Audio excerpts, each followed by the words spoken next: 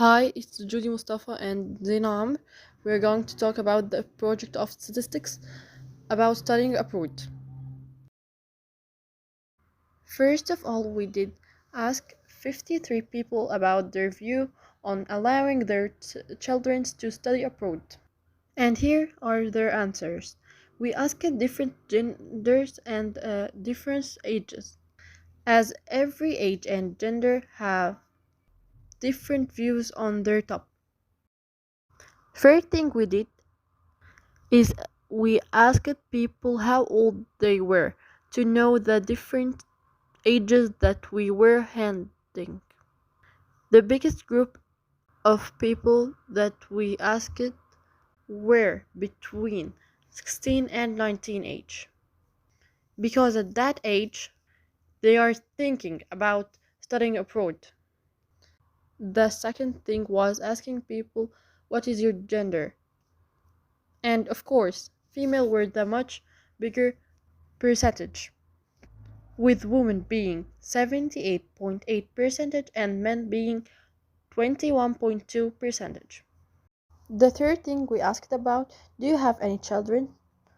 Since we asked so many young people from age 16 to 19, the percentage of not having children was 78.8%. Only 21.2 had children. Since that question was only to people who have children, so only 19 people responded it. Now we will ask about very special question. Would you agree for your children to study abroad? We asked 50 people this question, and 40 people agree about allowing their children to study abroad. Now we ask people, why would you allow them to study abroad? Most of the people choose that studying abroad would let their children gain independency. That is the reason why they agreed. After that, we asked people if they say no. Why wouldn't you let them to study abroad? Most of the people that we asked choose that the reason they wouldn't allow their children to study abroad is fear that they would become distant from their religion. And one of the most important questions we ask, would your answer change if your child was the opposite gender? 41 people out of 50 people that we asked that their answer wouldn't change, while 9 people said that their answer would change if their child was the other gender. The biggest portion of answers were that people think that college is the most suitable time to study abroad. When we asked them which studies is most suitable to study abroad, and 18.4% of people said that the most suitable study to study abroad is after college. 54% of the people that we asked said that the suitable age to study abroad is 18. But Miss Manel had a different view. When we asked her, she said that the suitable age to study abroad is before the age of 18, which I was shocked to hear. Which continent would you allow them to study in? When we surveyed people, we were shocked to see that most people didn't really care about the continent where their child will study in. 7 out of 28 people that we asked, why did you choose America, chose that they didn't know why they chose America. They just chose it.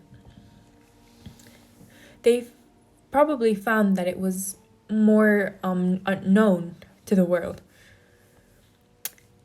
Why did they choose Europe? 12 people out of 31 people that chose Europe chose it because of its world-class educational systems. And a little amount of people chose it because of its robust economy, which is understandable. Why did you choose Asia? Most of the people that chose Asia chose it because it differs from other countries, which allows the child to grow more and learn more. Who will they travel with? out of the 49 people that we asked wanted their child to travel alone rather than travel with a company. They saw that they would adapt more if they traveled alone. I think that's what they thought. While 20 people chose that they want their child to travel with a company, with either a friend, another parent, or another sibling. The whole survey was about asking if they had children, if they would allow them to study abroad. But this question was dedicated to the person's parents. Most of the people did ask their parents to study abroad. Did they agree? This question was about if the parents agreed to allow them to study abroad or not. This was connected to the question above. This one was mostly dedicated to 28 people whose parents didn't agree for them to study abroad. 8 people didn't want their parents to agree, which I was shocked. While 29 people wanted their parents to agree. Acceptance and rejection. This project is about agreeing or disagreeing with the thought of studying abroad. We did a project, as you can see from the surveys in the past couple of slides, about asking people whether they agreed with the thought of allowing their child to study abroad or not. And then we gathered all this information and put it in this graph to make it much easier to see to differentiate between males' thoughts and females' thoughts as we investigated that males have different point of views as well as females. So let's describe this graph even more. The orange represents female, and the red represents male. The females was 30 people accepted, which was good. And then male, 10 people accepted, agreed with the thought of studying abroad.